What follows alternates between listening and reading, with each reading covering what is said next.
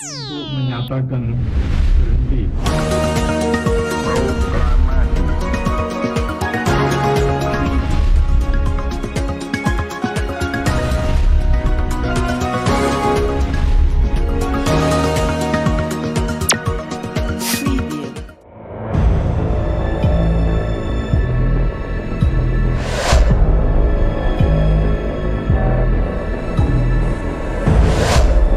Buat apapun mereka, sebesar apapun anggotanya, tidak boleh dia memblok dirinya, tidak bisa berkomunikasi dengan pemerintah dan pengambil pemangku kepentingan lainnya.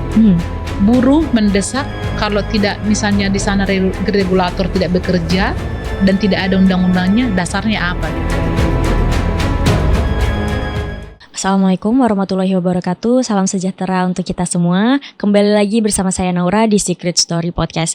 Teman-teman, gerakan buruh di Indonesia selalu menjadi penanda penting dinamika sosial politik bangsa. Dari tuntutan upah layak, perlindungan kerja, hingga kebijakan ketenaga kerjaan. Semuanya berkaitan langsung dengan kesejahteraan puluhan juta pekerja. Kini di bawah kepemimpinan Presiden Prabowo muncul pertanyaan besar. Bagaimana wajah gerakan buruh berkembang? Apakah semakin didengar atau justru menghadapi tantangan yang baru? Untuk mendiskusikan soal ini telah bergabung bersama kami seorang aktivis gerakan buruh dan Presiden Konfederasi Serikat Buruh seluruh Indonesia, Mbak Eli. Selamat datang Mbak Eli di podcast kami hari ini. Terima kasih Mbak, terima kasih sudah mengundang kita di sini ya. Baik, terima kasih ya Mbak.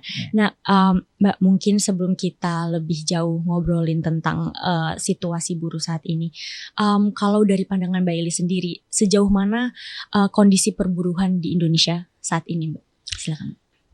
Iya ya, sebenarnya persoalan perburuhan dan ketenagakerjaan ini di semua negara ada ya.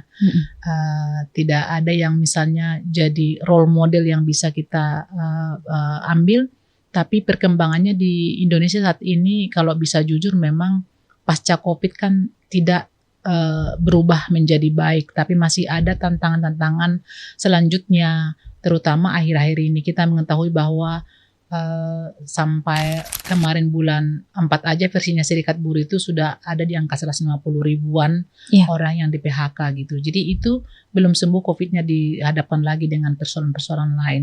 Lalu misalnya ada tantangan juga tentang Undang-Undang Ketenagakerjaan yang memang sampai saat ini masih kita perjuangkan, dan mudah-mudahan pemerintah dan DPR juga segera untuk membahas itu dengan kita, karena tidak mungkin ada kekosongan. Memang tidak kosong, tapi ada beberapa yang sudah memang tidak bisa dipakai karena perubahan undang-undang ini.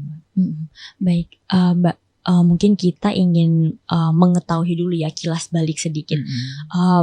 Bagaimana sih warisan kebijakan ketenagakerjaan era Presiden sebelumnya, Presiden Jokowi, seperti Omnibus Law Cipta Kerja, itu mempengaruhi basis perlawanan atau ya konsolidasi gerakan buruh saat ini di bawah pemerintahan Presiden Prabowo? Nah, saya ingat persis dari 2019 sudah ada isu tentang Omnibus Law.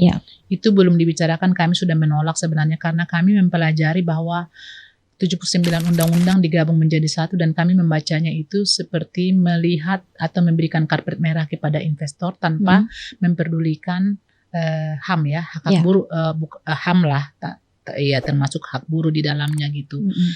Sehingga ada beberapa kali kejadian sampai ada perubahan-perubahan karena memang kami menggugat melalui jalanan dan juga melalui parlemen dan sampai ke judicial review. Kami berharap pada saat itu ketika ada keputusan dan meminta dalam 2 tahun harus dirubah dengan melibatkan kita sebagai serikat buruh untuk membicarakannya, ternyata itu pun tidak pernah terjadi. Dan kami berharap memang kami bisa menyoroti di saat pemerintahan Pak Jokowi itu bisa kita hitung bahwa sangat banyak sekali penolakan buruh dan kami turun ke jalan gitu. Lalu kita berharap ke pemerintahan yang sekarang ini supaya lebih mendengar buruh, karena beliau barangkali sudah mempelajari kenapa buruh selalu turun ke jalan. Itu kan harus dicari clue-nya kenapa harus seperti ini gitu. Jadi memang kita melihat sekarang ini belum terlalu kelihatan untuk ada perubahan yang sangat signifikan. Kita juga memaklumi kan karena baru 1 tahun, tapi tugas kita sebagai serikat buruh jangan hanya demo, tapi juga mengingatkan mereka para pemangku kepentingan untuk segera membahas gitu bersama-sama dengan kita gitu. Oke, Mbak. Nah, kalau Mbak Eli melihat, bagaimana Mbak Eli melihat Presiden Prabowo menjanjikan peningkatan kesejahteraan pekerja dan kedaulatan ekonomi ini? Apakah gerakan buruh saat ini melihat ada realisasi janji dalam kebijakan awal pemerintahan Presiden, Mbak? Iya, pertama kami juga harus apresiasi ya. Ini adalah hal kedua seorang pemimpin tertinggi di negara kita sebagai presiden untuk bersama-sama dengan buruh. Dulu Soekarno dan kedua adalah Pak Prabowo yang itu di 1 Mei ketika May Day. Dan beberapa memang janji beliau yang kami melihat sekarang sudah on the way ya, sudah ada dalam tahap ini harus kita lakukan. 1, tentang perampasan aset, itu memang tuntutan semua orang bukan hanya buruh ya. Kedua, kami menuntut soal undang-undang ketenagakerjaan itu segera dibahas. Dan kemudian ada beberapa kali pertemuan dengan beliau, tentu saja memang tidak mengundang semua pimpinan serikat buruh di Indonesia karena alasan beliau ya, mungkin alasan istana, mereka kan harus memanggil yang representatif dong, nggak mungkin mengundang semua serikat buruh yang mereka mengklaim misalnya kami juga anggota kami sekian banyak, tapi kan dari verifikasi Anda di mana. Jadi bukan berarti mengatakan mereka tidak ada, tapi siapapun akan meminta mereka untuk mewakili suara yang banyak gitu. Jadi kita datang memang beberapa kali. Dan kami melihat itu sebuah sinyal yang bagus dari seorang presiden untuk bertemu dengan buruh. Dalam posisi saat ini 1 tahun beliau memimpin, kalau tidak salah sudah sekitar 3-4 kali bertemu dengan buruh. Artinya kan dibuka peluang untuk menyampaikan sesuatu. Dan kemarin juga waktu habis demonstrasi yang agak sedikit membuat kita tidak nyaman itu, kami juga diundang ke istana bertemu dengan beberapa pemangku kepentingan, bukan hanya dengan serikat buruh saja ya, untuk bersama-sama bagaimana apa yang harus kita lakukan ke depan setelah kejadian ini. Ada penyesalan, beliau juga sampai seperti meneteskan air mata, dan kita berjanji pemerintah kita harus ikut mendukung dan juga mengingatkan sebenarnya apa ini kenapa terjadi. Masuklah kita kepada isu-isu tentang tunjangan DPR, fasilitas yang berlebihan, tidak sensitif dengan kemiskinan kita saat ini, dan banyaknya buruh yang sedang, terutama Gen Z ya, yang sekarang hampir 10 juta jumlahnya, untuk segera menciptakan lapangan pekerjaan karena ada janji pemerintah kan penciptaan lapangan pekerjaan gitu. Jadi kita masih melihat di situ dan menunggu. Kalau bisa sih kita sebenarnya mendesak supaya ada dulu tahapan yang sudah dilakukan oleh Pak Presiden gitu untuk membuka mata masyarakat terutama buruh. Janji beliau ternyata ditepati, dan kami percayakan itu karena memang saat ini sedang proses dengan dilakukannya beberapa pertemuan dan komunikasi langsung dengan para serikat buruh gitu. Oke, Mbak. Kalau kita membaca pola relasi antara serikat buruh dengan pemerintahan Pak Prabowo, apakah lebih bersifat dialogis, konfrontatif, atau cenderung dikendalikan lewat pendekatan politik, Mbak, sejauh ini? Kita lihat dialognya. Jadi misalnya nih, saya boleh katakan waktu May Day itu ada 4 pimpinan konfederasi terbesar diundang bersama-sama untuk merayakan May Day. Kalau beliau tidak melakukan pendekatan secara dialog, kami tidak akan diundang. Karena yang 4 ini kemarin itu bukan pemimpin buruh yang menyatakan dukungan penuh pada saat pencalonan ke beliau. Jadi saya hanya melihat strategi beliau, dan itu perlu dicontoh saya kira. Kalau teman itu sudah teman kita, tapi yang perlu kita dekati adalah bagaimana orang yang menentang kita itu bisa menjadi teman kita dengan pendekatan melalui dialog dan mendengarkan apa yang sebenarnya Anda minta, Anda tuntut. Itu yang kami sadari bersama teman-teman kemarin, dan bagi saya pribadi juga sih itu sebuah contoh yang baik, karena sebagai saya pun sebagai seorang pemimpin tidak semua kan senang sama saya, tapi banyak orang ketika kita mengetahui mereka itu tidak senang sama saya waktu pemilihan saya, lalu saya blok dan saya tidak akan ajak mereka diskusi. Yang dilakukan pemerintah, terutama presiden saat ini tidak begitu. Malah mereka-mereka yang mungkin dianggap agak tidak mendukung beliau pada saat itu, ya itu lebih diajak ngobrol gitu. Jadi aman, nyaman lah perasaan kita dan membuat kita juga merubah cara kita melihat beliau itu. Oh ternyata Pak Presiden ini walaupun dia dari background militer, ternyata dia masih mau berdialog. Lebih banyak lagi yang dilakukan beliau dalam 1 tahun pertama dengan Serikat Buruh dibanding yang dilakukan oleh presiden sebelumnya gitu. Oke Mbak, oke baik. Nah kalau terkait fokus besar pemerintah pada sektor pertahanan dan hilirisasi industri, sejauh mana sih Mbak ada ruang keterlibatan atau mungkin dampak signifikan bagi buruh industri di lapangan khususnya? Jadi memang ada beberapa masalah ya, masalah-masalah yang dihadapi terutama di hampir semua sektor ya. Terutama kalau kita sekarang menyoroti soal padat karya, yang paling banyak kan sekarang tutup perusahaannya kan adalah tekstil, garment seperti itu, dan ada masalah-masalah yang belum diberikan pesangon, lalu pengumuman yang secara tiba-tiba, tidak adanya transparansi, lalu seperti biasa ya masalah pengawas ketenagakerjaan yang tidak bekerja pada posisi yang sangat dibutuhkan karena katanya alasannya tidak sebanding jumlah pengawas ini dengan perusahaan yang akan disorot. Tapi itu kan sudah dari puluhan tahun yang lalu seharusnya itu sudah diselesaikan. Nah, ditambah lagi misalnya kita ada masalah-masalah misalnya di pertambangan, beberapa kali ada yang memang meninggal karena kejadian meledak di dalam perusahaan itu sendiri, lalu ada perusahaan-perusahaan yang lain yang terancam bangkrut tapi tidak transparan, tidak ada dialog-dialog dengan para pekerjanya.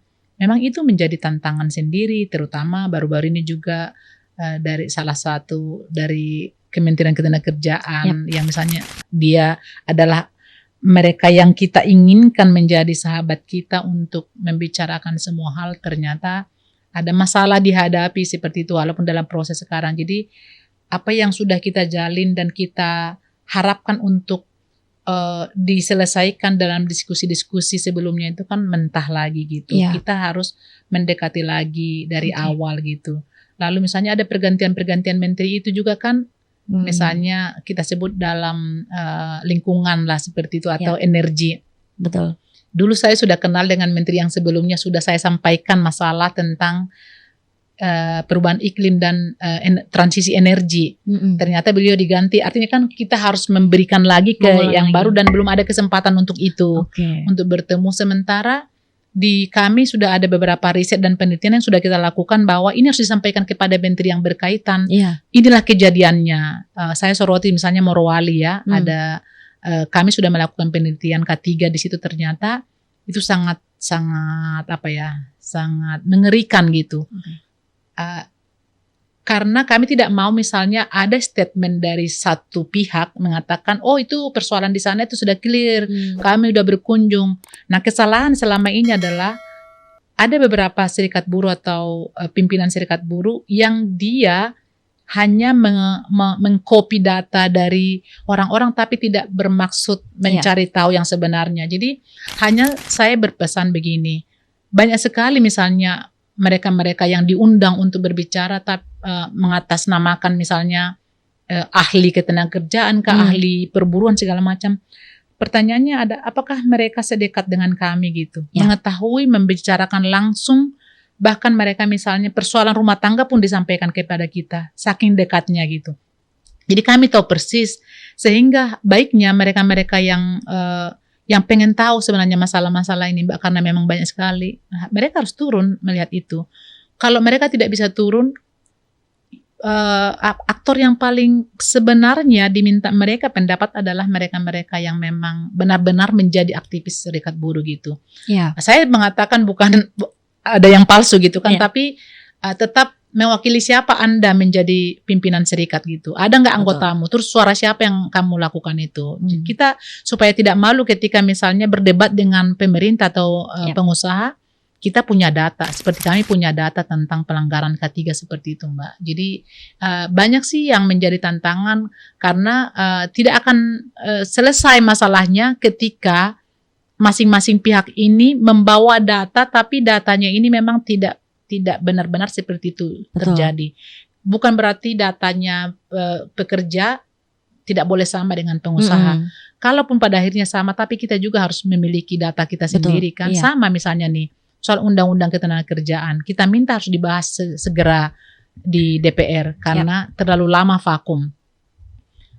Nah, DPR sekarang meminta kita untuk membawa itu. Kita memasukkan beberapa hal, terutama pekerjaan masa depan yang sedang diminati seperti dirimu lah yang masih muda ya.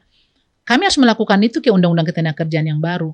Bukan berarti kami nanti datang, kami lepas tangan dan mengatakan, oh kami ditambahkan nanti satu pasal dengan ini. Bukan begitu. Kami dokumen, inilah dokumen dari kami pelajari pasal per pasal dan kami ada sedikit tambahkan dan ada juga revisi dan ada juga beberapa pasal yang memang harus kita masukkan, terutama tentang pelecehan seksual, isu perempuan, pekerja perawatan, jaminan sosial kan udah di sana sebelumnya, dan tentang pekerja digital dan pekerjaan masa depan. Yang itulah yang kami sebut di transisi yang adil itu. Oke, Mbak. Jadi sebenarnya memang sampai saat ini masih diusahakan dengan sangat keras ya. Sangat. Jadi kita hanya tidak mau isu yang satu belum kita selesaikan tiba-tiba ada lagi isu yang baru. Itu biasanya yang membuat serikat buruh melupakan hal yang memang harus tadinya diselesaikan, tiba-tiba muncul lagi isu yang baru. Akhirnya kita harus fokus dengan PHK ini kita jadi lupa perjuangan yang sudah kita jalanin sebenarnya, tapi karena kita langsung dihadapkan dan itu harus mendapatkan jawaban pada saat itu, akhirnya kita memilih yang lebih urgent dulu. Nah, kita mengulang lagi. Kadang-kadang memang kami jadi melupakan karena terlalu banyak persoalan yang dihadapi oleh pekerja ya. Jadi bagi saya sih sebenarnya gini, buruh sekuat apapun mereka, sebesar apapun anggotanya, tidak boleh dia memblok dirinya, tidak bisa berkomunikasi dengan pemerintah dan pengambil pemangku kepentingan lainnya.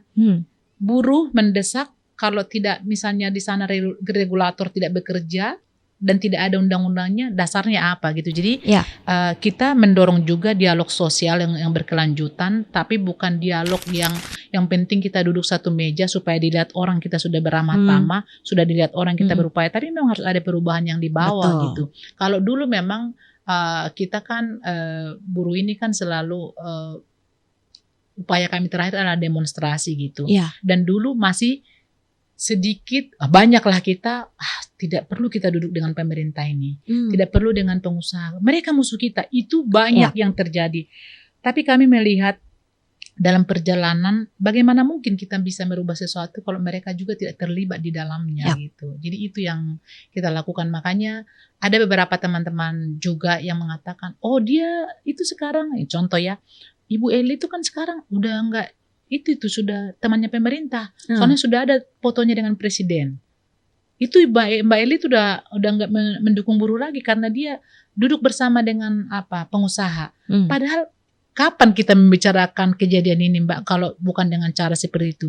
Kalau dalam keadaan marah kita menyampaikan, mereka hanya berpikir tunggu saja pembalasan kami, nanti ku PHK itu semua. Tapi kalau kita minta dengan bagus-bagus, dan karena mereka juga punya kepentingan kan, mungkin kami punya kepentingan buruhnya jangan di PHK begini-begini, atau dinaikkan upahnya setinggi ini. Tapi pemerintah juga kan atau pengusaha kan memiliki catatan yang memang ya harus dipenuhi juga sama buruh gitu. Jadi buruh tidak boleh meminta 10 itu harus 10 dipenuhi, dan pengusaha ini meminta 5, 1 pun kita jadi ya mereka juga ya punya hak, kita punya hak. Jadi harus bersama-sama. Itu sebenarnya Mbak yang sekarang sedang kami lakukan. Sudahlah kita melakukan dialog dengan siapapun kita bisa berbicara untuk bisa mempengaruhi kebijakan kan. Ya, tetap juga buruh tidak bisa ngotot. Saya mohon maaf kepada teman-teman yang suka ngotot gitu, karena kengototanmu itu tidak akan membuahkan hasil kecuali kamu juga mendengar keinginan mereka. Jadi kita harus balance lah, win-win solution seperti itu. Oke, baik Mbak. Nah, kalau kita melihat dari politik identitas dan gerakan massa nih ya Mbak, apakah gerakan buruh di era ini masih mampu menjadi kekuatan politik independen ataukah terfragmentasi oleh polarisasi politik nasional yang kuat ya sejak Pilpres tahun lalu, Mbak? Jadi sebenarnya itu juga sebenarnya menjadi sebuah pemikiran bagi saya, Mbak ya. Aktivis serikat buruh itu bukan harus anti atau membentengi diri dari politik, tapi kalau kita sudah menjadi milik sebuah partai politik, independensinya sudah tidak ada kan? Sudah hilang. Iya, sudah hilang dong. Kita kan akan berjuang nanti misalnya, pokoknya partai yang di mana saya ada ini, beliau harus jadi presiden. Jadi saya akan tinggalkan kepentingan buruh ini gitu. Sementara yang akan mempengaruhi kebijakan ini nanti kan bukan hanya presiden doang kan, tapi semua parlemen, semua ada partai politik yang ada di DPR itu gitu. Jadi boleh kita bebaskan, kita independen mau memilih siapapun gitu. Tapi misalnya nih, ini mungkin bertentangan juga sama teman-teman yang lain ya. Kalau saya menjadi pengurus sebuah partai dan saya ini masih pimpinan serikat buruh, di luar negeri sih ada memang, tapi mereka bisa langsung mempengaruhi kebijakan, Mbak. Itu bedanya. Jadi benar-benar yang dikirim itu untuk masuk ke partai politik ini bisa mempengaruhi gitu. Nah, yang saya lihat memang saat ini banyak jadi memanfaatkan itu kedekatan dengan partai politik dan dia juga sebagai aktivis buruh gitu.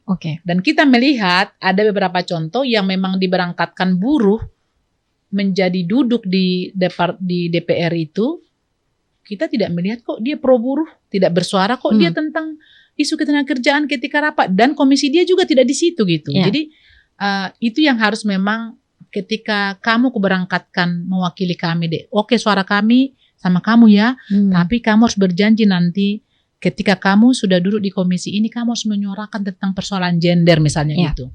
Nah, saya tidak melihat vokalnya buruh, mantan buruh yang duduk di parlemen itu menyuarakan itu gitu. Jadi masih saya adalah fragmentasinya di situ ya, ada kesombongan karena dari serikat buruh kami ada kok parlemen, tapi kalau mau jujur apa yang dilakukannya di sana kan tidak terlalu kelihatan sih, mohon maaf untuk mungkin teman-teman bisa tersinggung juga yang sudah ada di sana. Oke, Mbak. Kalau kita melihat gerakan buruh dulu itu kan dikenal dengan aksi turun ke jalan ya. Mungkin hingga saat ini juga masih begitu ya, Mbak. Nah, di era digital mana yang lebih efektif, menggunakan media sosial, lobby politik atau tetap mengandalkan mobilisasi massa, Mbak? Sebenarnya tiga-tiga itu harus dipakai ya. Jadi cost-nya lebih banyak kalau turun ke jalan. Jadi karena bukan hanya uang yang kita bicarakan di biayanya, tapi mengerahkan massa dari perusahaan itu kan butuh juga deal dengan pengusaha. Berapa orang yang harus keluar dari perusahaan itu, artinya kan tidak akan bekerja gitu. Kadang-kadang juga misalnya ada beberapa teman mengatakan gak apa-apa kami gak dikasih uang makan karena memang kami gak kerja pada saat itu. Tapi ada juga jadi persoalan yang baru. Bu, kami jadi dipotong uang makan karena kami aksi kemarin. Sebenarnya resikonya nggak usah dapat uang makan lagi kalau kita memang turun ke jalan karena.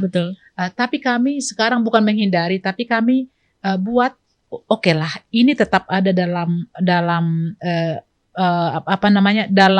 rumah kita. Turun ke jalan ini memang ada gitu. Tapi bukan menjadi nomor satu gitu. Itu ketika memang kita sudah terakumulasi dan tidak merasa didengar gitu. Kita sudah minta, kami Pak begini-begini, tolonglah turun, nggak datang. Kedua, akhirnya kita ancam. Ini ancaman masih, kami akan turun ke jalan. Tetap nggak ada perhatian, ya sudah turun ke jalan. Ya masalahnya memang kadang-kadang buruhnya juga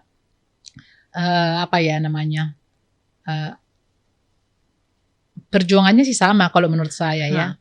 Tapi beberapa teman-teman ada yang tidak mau bergabung ikut bersama-sama seperti itu. Jadi kalau prinsip saya, Mbak, stand kita, misalnya saya itu berdiri sebagai apa? Saya kan aktivis. Saya harus lebih banyak bersuara untuk ini daripada saya bersuara untuk partai sebenarnya kan. Ya, saya harus banyak memperjuangkan ini karena saya diangkat menjadi pimpinan buruh adalah untuk menyampaikan itu, bukan untuk membela sebuah partai politik gitu. Misalnya presiden kita dukung sekarang. Biar bagaimanapun beliau pimpinan kita ya. Ya dia harus kuat dan kita harus menguatkan beliau dengan cara ya kita berikan masukan bahwa Pak yang akan mengganggu itu adalah hal-hal begini.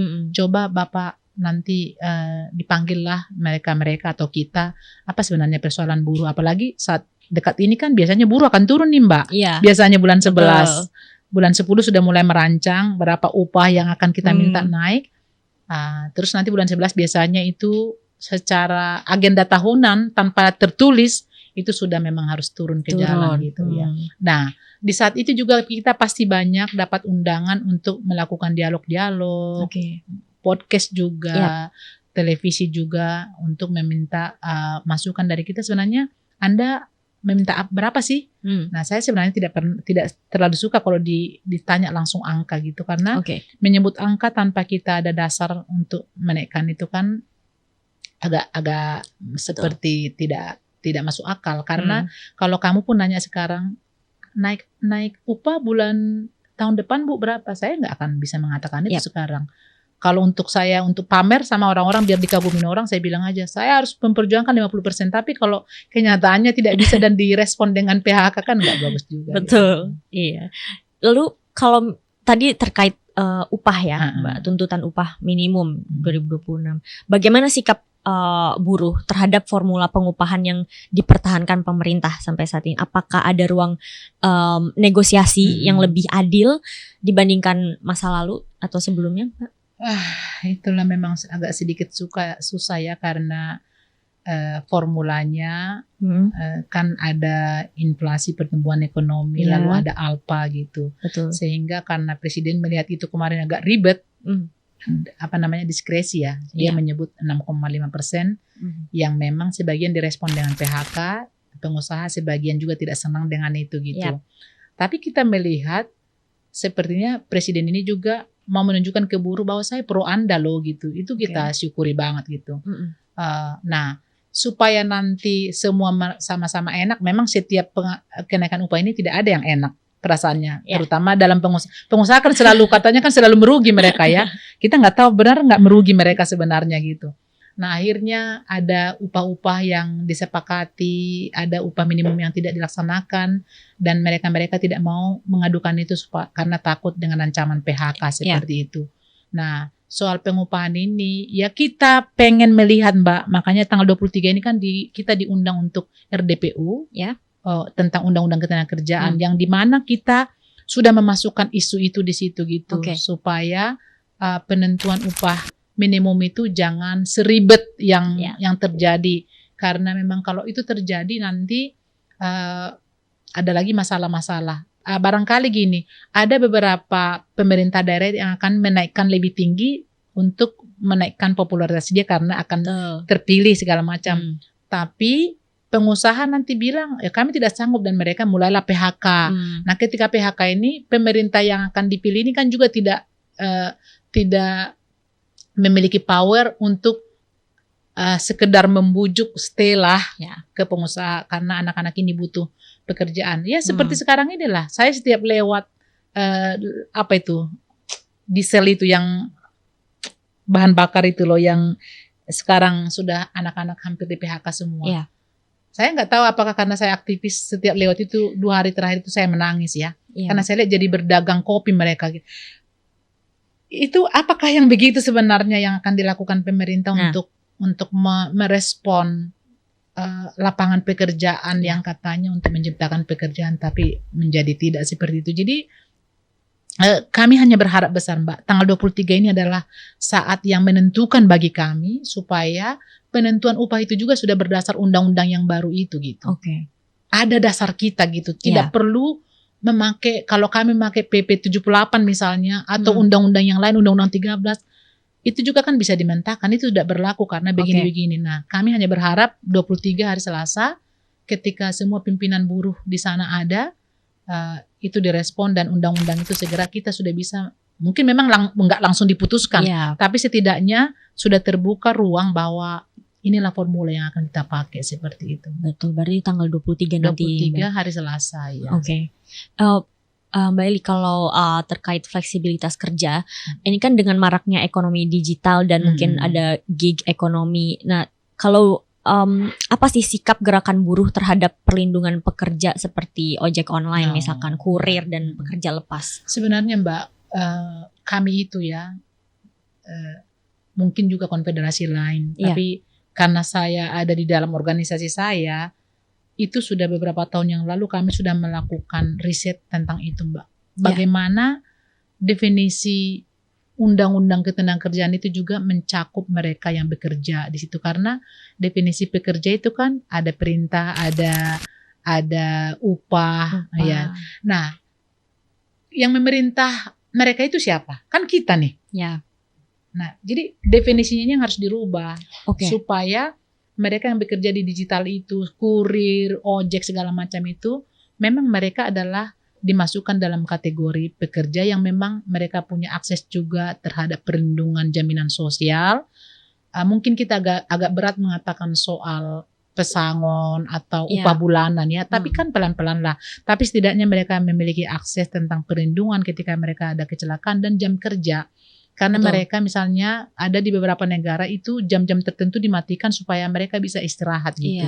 Lalu kalau tidak salah Singapura sudah memiliki undang-undang itu. Ada beberapa negara Eropa gitu sudah melakukannya. Jadi di Indonesia melalui konvensi ILO di Swiss kemarin bulan Juni tahun 2025 ini sudah memulai mengakomodir para pekerja digital ini untuk menjadi mereka terlindungi dan masuk regulasi.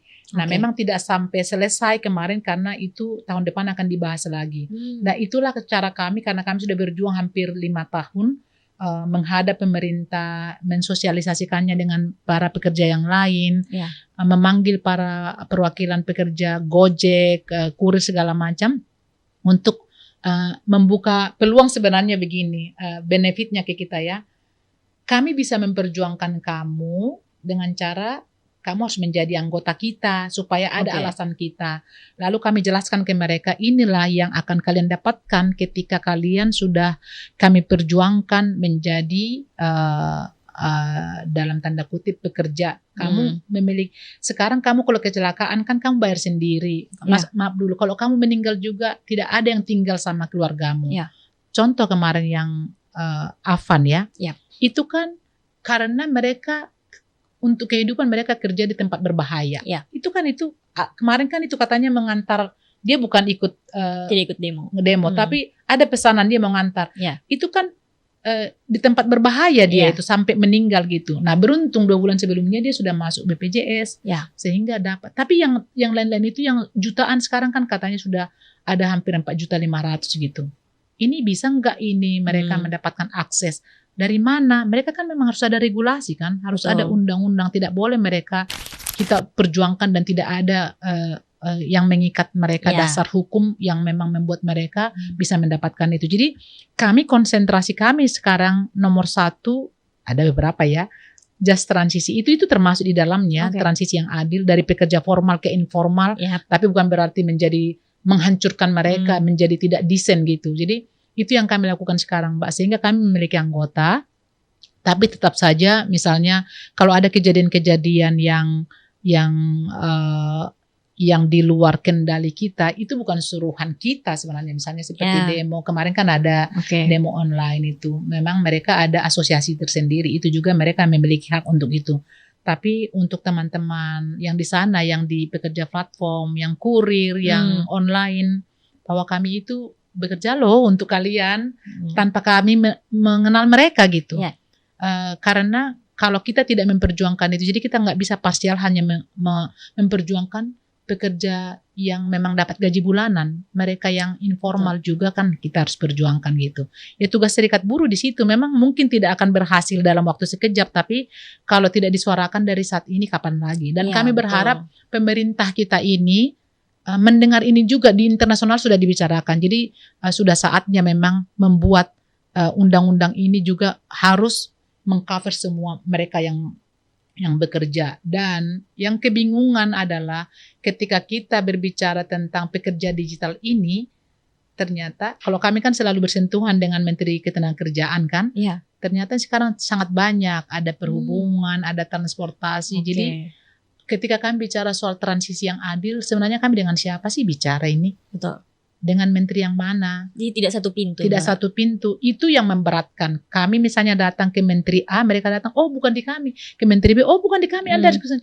Jadi harusnya apakah ada, saya tidak tahu juga soal regulasi ya. Apa misalnya ada sebuah keputusan dari pemerintah atau presiden bahwa isu ini satu pintu masuklah di kementerian ini supaya nanti kami bisa juga melakukan advokasi dan langsung bersentuhan dengan pemangku kepentingan yang asli seperti itu. Betul. Mbak.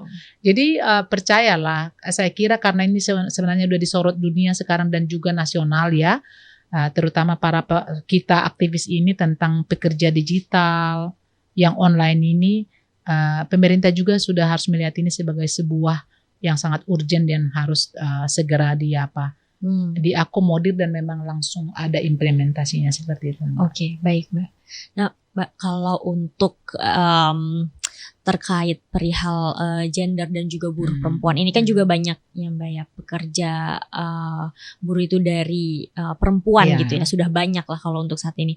Bagaimana gerakan buruh memberi ruang advokasi bagi buruh perempuan yang rentan terhadap ya diskriminasi dan juga mungkin lebih sering mendapatkan upah rendah dan beban ganda gitu ya, peran ganda. Gimana? Ya, kalau kita sih sudah, kalau tidak salah dari 2007 Mbak, sudah kampanye untuk kesetaraan gender ini. Jadi supaya tidak ada perbedaan, ruang-ruang yang sama juga diberikan, setara dengan laki-laki untuk mencapai posisi, lalu untuk ikut juga dalam training, dalam pendidikan sebagai decision maker gitu. Nah, kembali lagi sebenarnya ke pemahaman ya, karena tantangannya adalah kultur ya. Misalnya juga support dari keluarga kita, apakah ayah atau suami gitu, sehingga masih banyak yang memang benar-benar belum sadar, even perempuan itu sendiri gitu, malah nanti suamiku marah, anakku nanti nggak mungkin lah, masa dia harus begini. Jadi satu, dia mungkin daripada ada persoalan yang baru di rumah tangga, lebih bagus saya nggak usah ikuti, memang sudah begitu kok di agama saya misalnya gitu. Di adat kami etnis misalnya saya Batak, di Batak itu juga kan perempuan kan tidak punya warisan misalnya, padahal sekarang bisa kok kita sama kakak kita yang laki-laki minta warisan gitu kan, dikasihnya gitu. Sebenarnya kan semua komunikasi dan kesadaran kita gitu. Jadi memang ini jangan dilihat misalnya sangat salah ketika jadi kita seperti dibuat berkompetisi dengan laki-laki, karena saya kira kehadiran laki-laki juga perlu untuk menyamakan persepsi atau mendukung kita untuk mencapai posisi dan tempat yang sama dengan laki-laki. Kalau laki-laki tidak ada di sana, bagaimana kita mendapatkan dukungan mereka? Karena kalau sudah ada fragmentasi antara laki-laki dan perempuan, yang ditunjukkan kan adalah persaingan saya, persaingan kamu dengan si mas itu, karena kamu tidak ngajak dia bicara tentang apa sebenarnya keinginan kamu. Apakah misalnya kamu mengambil alih jadi bosnya, CEO misalnya kan. Tapi itu pun kalau misalnya kamu tidak memiliki kemampuan apa-apa kan nggak mungkin dong kamu didukung seperti itu. Nah, kedua, ini harus terus-menerus disuarakan. Jangan dilihat bahwa gender ini hanya untuk memperjuangkan perempuan. Kan itu yang salah sebenarnya. Betul. Bahkan pernah kami pergi ke sebuah acara besar yang dimana di situ adalah anggota-anggota parlemen. Kami berdiri 3 orang perempuan. Maksudnya kelasnya untuk mengetahui tentang apa arti gender. Dia bilang, wah sudah pada datang nih gender-gender ini. Jadi sehebat itu juga kedudukannya ternyata belum paham gitu. Jadi misalnya kita perjuangkan misalnya di perusahaan itu kita buat klausul di sebuah perjanjian kerja bersama yang ditandatangani oleh manajemen dan pekerja, perwakilan pekerja, dan itu kan didaftarkan ke Dinas Tenaga Kerja. Yang ada misalnya nih mendapatkan hak yang sama untuk pendidikan, posisi yang sama sebagai masuk di struktur, misalnya masuk di decision maker, dan stop pelecehan seksual di tempat kerja. Atau yang kita sebutlah itu gender based violence kan. Itu ada di banyak perjanjian kerja bersama yang dimiliki oleh serikat pekerja, serikat buruh, memasukkan isu itu. Nah itu pun kan tidak boleh hanya dimasukkan itu, kan itu harus dievaluasi, dimonitor. Apakah setelah dimasukkan itu memang jadi nggak ada pelanggaran. Nah masalah yang lain deh, ada pelanggaran-pelanggaran juga yang tidak berani disuarakan. Ya, jadi yang begini kan ya tugas kita lah untuk menyadarkan mereka kamu harus menyuarakan ini. Kalau menurut kamu ini salah, kamu sebenarnya sudah layak menjadi manajer, tapi kamu selalu disingkirkan. Tanya saja, memang konsekuensinya kita bisa kehilangan pekerjaan juga kan. Nah, jadi kita juga melihat memang di parlemen sudah banyak perempuan gitu kan. Tapi tetap juga apakah mereka juga secara spesifik pernah bersuara tentang misalnya kesempatan perempuan-perempuan ini, ibu-ibu ini, istri-istri ini seperti itu. Jadi bagi saya dimasukkan itu sebagai sebuah catatan atau yang harus diperjuangkan tapi tidak pernah juga diperjuangkan kan sama saja. Cuma memang saya sudah melihat ya misalnya keberanian para perempuan yang sebelumnya, saya agak nyoroti perempuan lah dulu ya di gender, yang sebelumnya memang kurang bisa berbicara untuk memperjuangkan haknya sudah mulai. Lalu bukan berarti kita merdeka dan tepuk tangan ketika ada perempuan melawan suaminya ya, tapi kalau suaminya tukang pukul, tendang lagi gitu misalnya. Tapi kalau misalnya bicara bagus-bagus, seperti saya contoh, 15 tahun berjuang sama suami karena suami saya tidak mengizinkan saya sebagai aktivis. Terlalu banyak pergi, terlalu banyak keluar segala macam. Anak saya masih kecil pada saat itu. Kalau ada pilihan, ya lebih bagus saya berhenti daripada ribut dalam rumah tangga. Tapi memang harus ada juga tekad dalam diri kita bagaimana menyeimbangkan itu. Jangan juga misalnya karena saya, ini contoh saya jadi bos, jadi saya tidak ada penghargaan terhadap suami gitu kan. Jadi menganggap bahwa laki-laki ini nggak perlu lah. Tidak seperti itu. Itu juga pilihan. Misalnya kamu mau punya suami mau tidak, itu pilihan kan. Nah tapi misalnya jangan menjadi senjata karena saya merasa hebat dan persoalan gendernya itu jadi salah kaprah seperti itu. Jadi Mbak, saya melihat memang perkembangan ke arah kesetaraan itu sudah banyak, walaupun memang itu harus masuk juga di kurikulum ya, harus diperkenalkan isu gender itu dalam sekolah-sekolah. Nah sekarang yang mengambil alih isu gender ini kan hanya aktivis ya kan. Bahkan pemerintah kita nggak mau kok meratifikasi itu. Konvensi ILO nomor 190 yang sudah menjadi konvensi di Jeneva tahun 2019, saya ada di situ saksinya, 3 tahun kita berjuang untuk itu. Bahkan negara Arab mendukungnya pada saat itu. Dan sekarang ada puluhan negara yang sudah mendukung meratifikasi konvensi ILO tentang gender based violence itu, dan itu masuk dari negara mana? Negara yang selama ini kita anggap paling banyak perseteruan tentang haknya perempuan. Kenapa mereka berani? Kenapa Indonesia tidak berani gitu? Indonesia tidak berani. Saya nggak tahu ini tantangan kepada pemerintah apa alasannya gitu. Alasannya katanya kita sudah ada undang-undang PKS atau apalah gitu kan. Nah itu kan beda gitu. Jadi saya kira sebuah negara yang mau meratifikasi tentang persoalan gender ini Mbak adalah negara yang mau mendeklar dirinya ke bangsa lain. Kami berani loh. Itu kan jadi sebuah sinyal positif kan di negara itu. Mereka mau loh itu. Kenapa kita tidak mau? Padahal misalnya nih, kita negara muslim terbesar. Itu beberapa negara muslim itu Mbak yang sudah justru yang maju itu sudah meratifikasi itu. Kenapa kita tidak mau menunjukkan bahwa negara kita itu juga sangat mendukung tentang persoalan gender kan? Ya sebenarnya kita kan bisa dibuktikan dari perempuan-perempuan yang ada di parlemen. Memang sekarang kepala daerah agak-agak sedikit. Yang lagi tenar itu hanya Gubernur Sulut ya?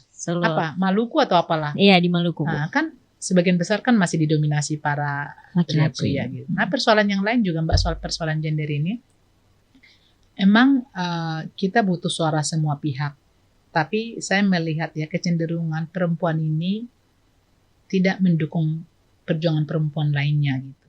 Justru dari perempuannya sendiri. Iya, itu harus agak sedikit ada pemahaman kenapa kita tidak senang perempuan-perempuan lain itu berkibar gitu. Itu nggak tahu saya apakah itu cerita Cinderella ya yang dulu, bahwa dia harus menunggu seorang pangeran untuk melepaskan dia gitu, tidak bisa dia berjuang untuk diri sendiri, jadi harus mengandalkan laki-laki. Itu kan bukan di situ. Kita juga mengandalkan laki-laki dan tapi jangan menutup diri ketika memang ada yang memang layak teman-teman kita perempuan itu untuk kita sejajarkan dengan Pak Prabowo misalnya, atau kita sejajarkan dengan menteri-menteri yang lain seperti itu. Oke, baik Mbak Eli. Kalau kita ingin mengetahui juga terkait rezim hukum dan kriminalisasi aktivis, Mbak, ini kan juga adalah ya teman-teman yang ingin tahu sejauh mana praktik kriminalisasi aktivis buruh ini masih terjadi dan bagaimana akhirnya itu berdampak ke kebebasan berserikat, Mbak.